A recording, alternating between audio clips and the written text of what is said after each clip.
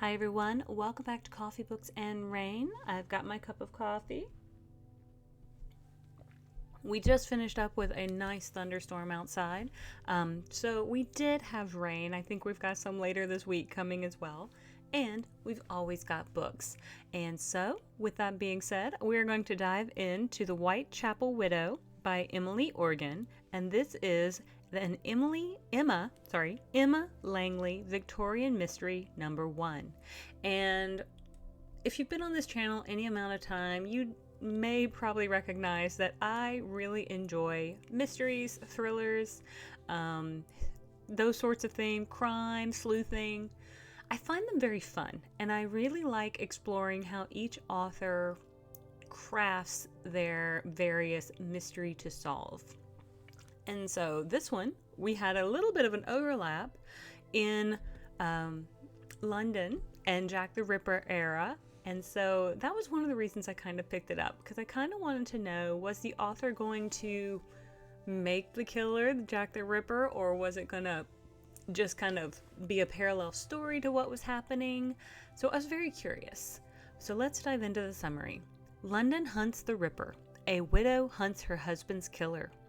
London, 1888. While Jack the Ripper's reign of terror grips the city, Emma Langley's world shatters when her husband is found murdered in Whitechapel.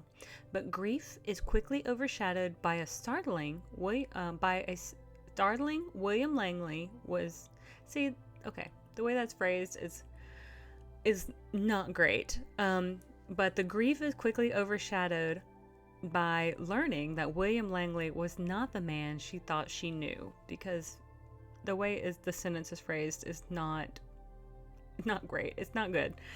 As panic fills London's streets, Emma delves into her husband's secret life, uncovering a web of lies that stretches from the glittering society drawing rooms to the seedy gambling dens of the East End. Aided by Penny Green, a former reporter with a nose for trouble, Emma follows a trail of blackmail and corruption. By exposing her husband's killer could make her the next victim, and in the shadows of gaslit streets, a murderer awaits, ready to strike again.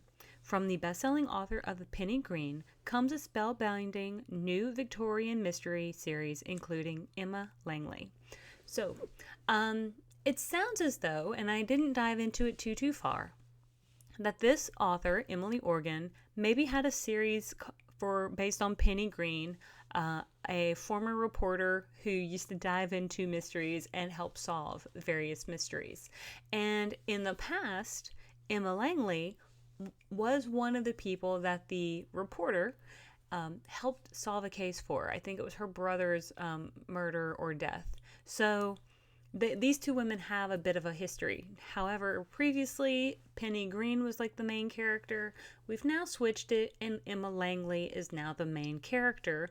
And it seems as though we're starting a new series for this particular person instead of having Penny Green be front and center moving forward.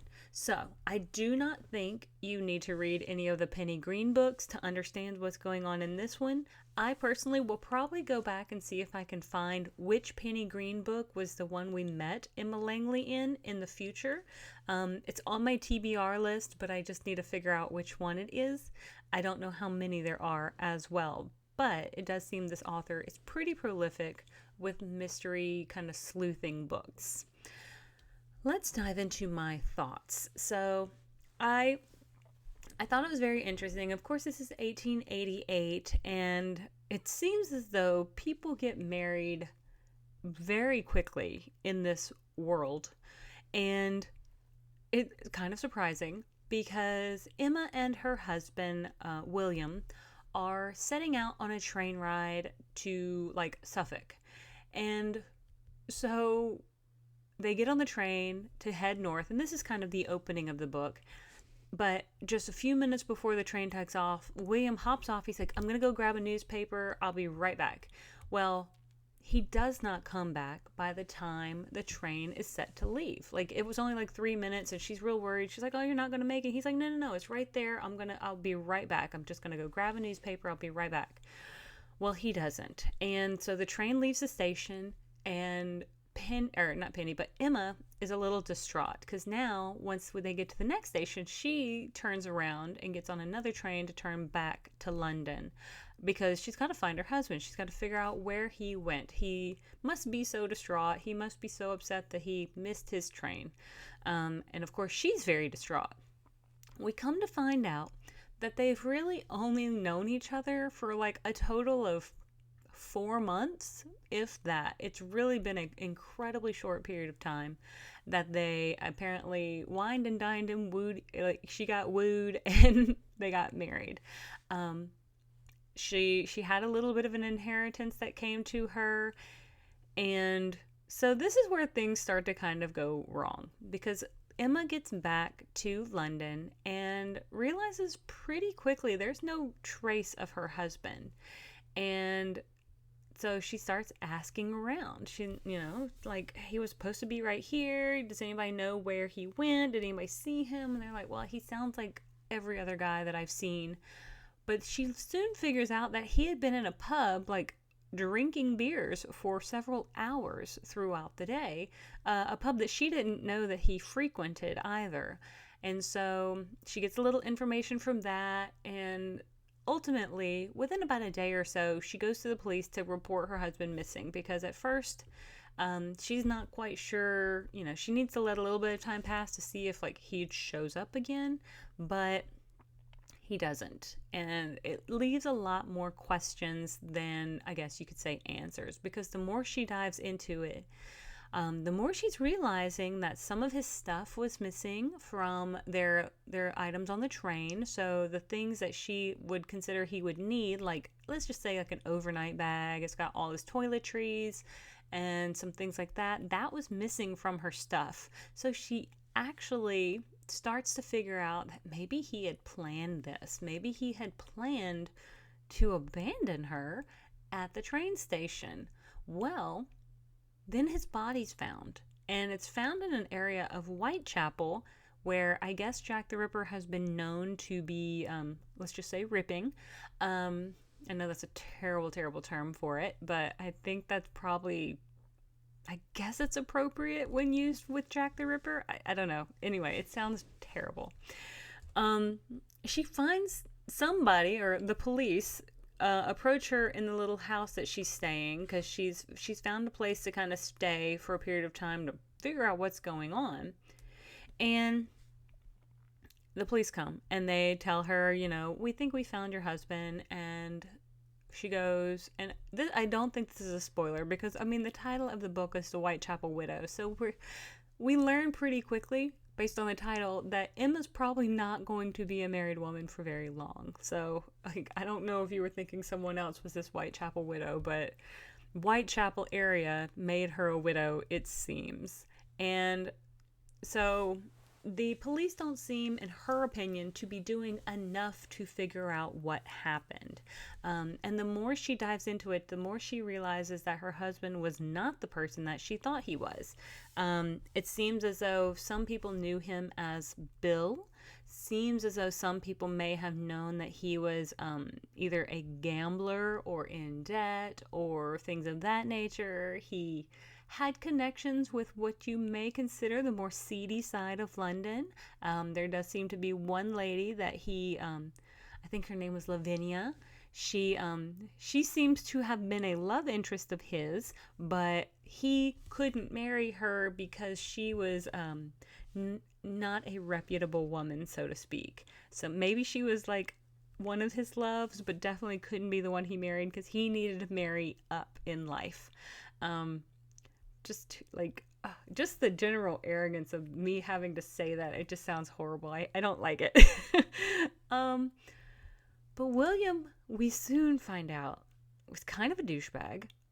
He had a lot of stuff hidden from Emma, and even though they were only together for like 4 months, he was a really shady guy. He had dealings in a lot of things he probably shouldn't have. She also finds out that he had been let go from his job like 4 months previously, or quite a few months prior to. So he, or they, had been living off the little inheritance nest egg that she had. However, apparently in that period of time they had been together, he spent it all and or gambled it away or various other things. So all of her money is pretty much gone as well. And so this is when she teams up with Penny Green. And though this is not a Penny Green book, Penny Green is a vital character to it because Emma is now the main kind of like lead on this, and Penny is helping her put the pieces together, doing a little bit of that sleuthing work, and I really like it. That even though they're not like what I would call a Sherlock and Watson duo, they do seem very smart in how they're approaching solving this case. There is a point where Emma thinks that perhaps her husband could have been the Ripper. However, that's quickly squashed, but there is a moment for her that she thinks, well, could he have possibly been Jack the Ripper? However, Jack the Ripper also does continue to do his deadly deeds, and so it's quickly squashed that William was not the one doing all these crimes. But she just where she was grieving and was very sad, she's now very frustrated and upset because the person that she had married was not the person that she seems he was. He was very secretive in his life, and so there's just all of these unanswered questions and layers upon layers of unraveling that needs to be done in order to really figure out what happened to William. And honestly, we've got a lot of complex pieces moving on, from bookies to people doing insurance scams, it seems. And yeah, we've got a lot of pieces that have to be put together in order to unravel where he came from, to know where she needs to go to get more answers.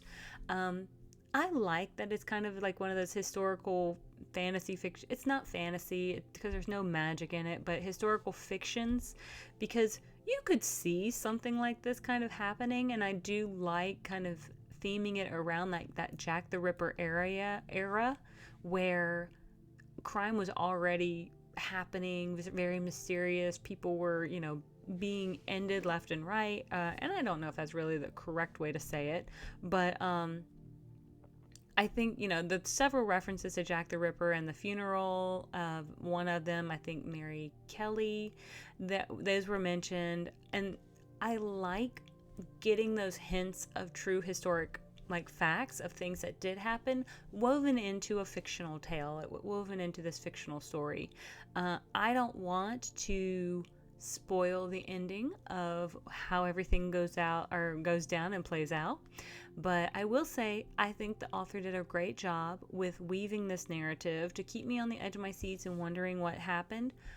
I will say probably my biggest critique is that I feel like there were just a lot of characters to have to muddle my way through.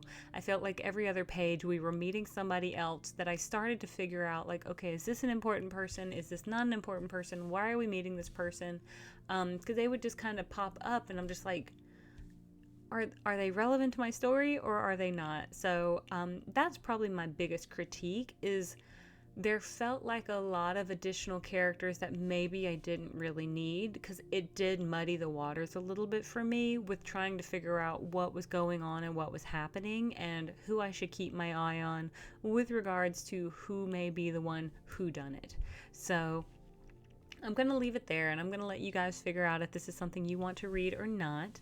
But overall, this was actually personally a better Victorian mystery than some of the ones that I've read in the past. I like that these women are very go-getter and determined not to take a no for an answer, because it's really nice to see a lady of this time kind of have a backbone.